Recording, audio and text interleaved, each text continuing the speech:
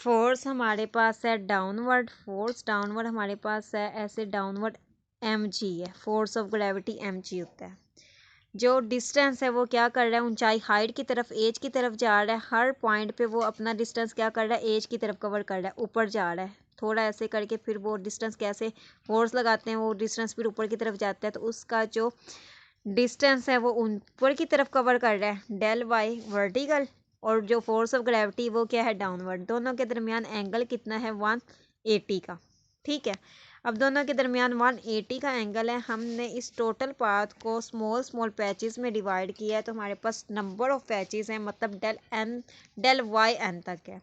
तो हम क्या करते हैं कि अपने इस पूरे पाथ को डिवाइड कर देते हैं, स्मॉल स्मॉल पैचेस में डिवाइड करने के बाद हमारे पास क्या आ जाएगा, M G del Y one, angle सब के दरमियान में 180 होगा, क्योंकि आपकी हमारी फोर्स डाउनवर्ड है, जो हाइट है उसकी अपवर्ड है, दोनों के दरमियान में एंगल 180 है। तो इस जो स्मॉल पैचेस हैं वो डेल वाई एन तक हैं, तो डेल वाई एन तक हमने इस पूरे पार्टिकल को पाथ को डिवाइड करके ये हमारे पास वर्क डन की क्या आ जाएगी value, M G del Y one cos 180 M G Y two cos 180 M G del Y three up to so on M G del Y N cos 180। अब कोस 180 क्या आएगा, माइनस माइनस, तो सारी वैल्यू हमारे पास माइनस में आ जाएगी, क्योंकि फोर्स ऑफ ग्रेविटी की वैल्यू, फोर्स की वैल्यू चेंज नहीं होगी, फोर्स की वैल्यू हमारे पास एम जी आ जाएगी, हम एम जी को बाई कॉमन ले लेंगे, del Y one Y two Y up to so on Y N अंदर कॉमन आ जाएगा। अब अगर आप इसी फिगर को अपने को दोबारा से देखो तो हमारे पास यहाँ पे क्या है, इस फिगर को देखें तो ये आपके पास टोटल हाइट है, ये हमारे पास टोटल हाइट एच है, टोटल डेल वाई वन से लेके डेल वाई एन तक टोटल हमारे पास ये क्या आ रही है, हाइट एच आ रही है, कि ये पार्टिकल ए से बी की तरफ मूव किया, ऊंचाई की तरफ गया है। तो यहाँ पे हमने लिख दिया कि डेल वाई वन से लेके डेल वाई एन तक जो हमने स्मॉल पैचेस में अपने पाथ को डिवाइड किया था वो टोटल किसके इक्वल है, एच के इक्वल है। तो ए से बी भी हमारे पास वर्क डन क्या आ जाएगा, माइनस एम जी। अब आपका टोटल जो वर्क डन हम पूरा कर लेते हैं, ए डी बी सी ए, इस पाथ के अलोंग हमारा वर्क डन क्या है, work done along close path, मतलब क्लोज पूरा पाथ करते हैं। पहले हमने पाथ किया था ए से ए डी बी, फिर हमने पाथ किया ए सी बी, फिर हमने सेपरेट पाथ किया ए से बी। अब हम करते हैं अपना एक क्लोज पाथ करते हैं कंसीडर, कोई सा पैच ले लें, चाहे आप ए सी बी ए ले लें, चाहे आप अपना ए डी बी सी ए, जौन सा मर्जी हम पाथ कंसीडर कर सकते हैं।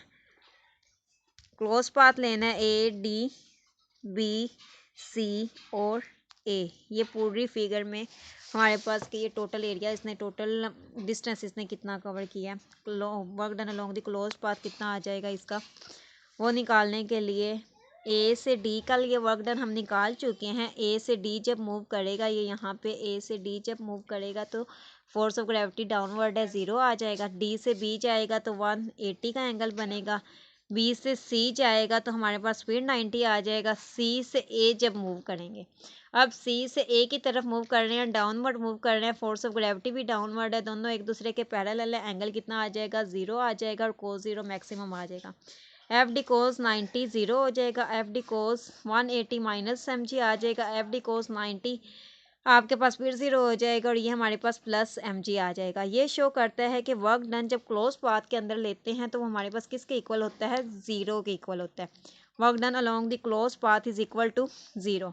कंजर्वेटिव फील्ड कौन सी होती है, द फील्ड, वो फील्ड जिसके अंदर हम जो मर्जी पाथ चूज़ करें, हमारे पास रिजल्ट जो आए वो इक्वल सेम ही आए, वेरी ना करे, मतलब वो इंडिपेंडेंट हो कि हमने कौन सा पाथ फॉलो किया, चाहे हम ए डी बी की तरफ जा रहे हैं, चाहे हम ए सी बी की तरफ जा रहे हैं, चाहे हम ए से बी की तरफ जा रहे हैं, तीनों पाथ के अलोंग हमारे पास वर्क डन इक्वल सेम आ रहा है। तीनों पाथ अगर आप देखो, अपना पाथ 1 तो वहाँ पे भी माइनस एम जी आंसर है, पाथ 2 देखो तो वहाँ पे भी माइनस एम जी आंसर है, पाथ 3 देखो तो वहाँ पे भी M G minus M G है। मतलब हमने जौन सा भी मर्जी पाथ फॉलो करें, रास्ता जौन सा मर्जी अपनाएं, हमारे पास वैल्यू सेम आ रही है। जो आपके पास वर्क डन है वो पाथ पे डिपेंड नहीं कर रहा तो उसे कंजर्वेटिव फील्ड कहते हैं। उसके अलावा कि अगर आप क्लोज पाथ करो तो उस क्लोज पाथ के अंदर वर्क डन की वैल्यू 0 आनी चाहिए।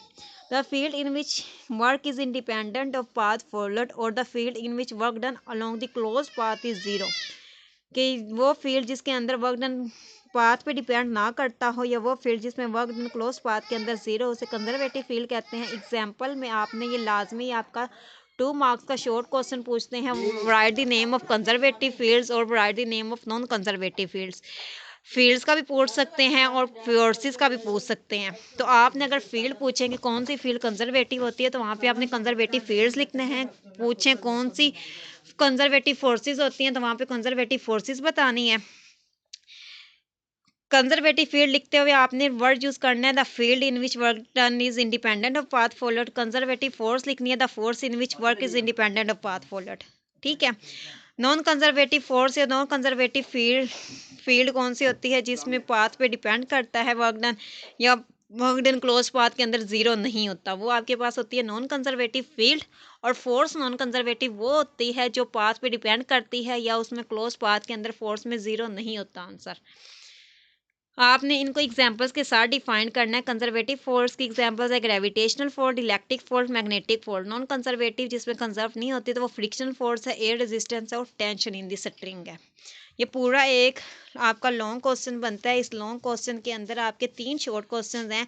एक ग्रेविटेशनल फील्ड की डेफिनेशन पूछ सकते हैं, साइन पूछ सकते हैं कि कैसे वर्क के साइन ग्रेविटेशन फील्ड के अंदर वर्क डन के साइंस हम कैसे लेते हैं, पॉजिटिव कब लेते हैं, नेगेटिव कब लेते हैं, एमसीक्यूज के लिए भी इंपॉर्टेंट है। उसके बाद कंजर्वेटिव फील्ड और नॉन कंजर्वेटिव फील्ड की डेफिनेशन, कंजर्वेटिव फोर्स और नॉन कंजर्वेटिव फोर्स की डेफिनेशन विद एग्जांपल्स, दोनों की एग्जांपल के साथ इनको डिफाइन करना। तो ये बहुत इंपॉर्टेंट टॉपिक है, आपने इसे एज अ लॉन्ग भी प्रिपेयर करना है, शॉर्ट भी और एमसीक्यूज भी।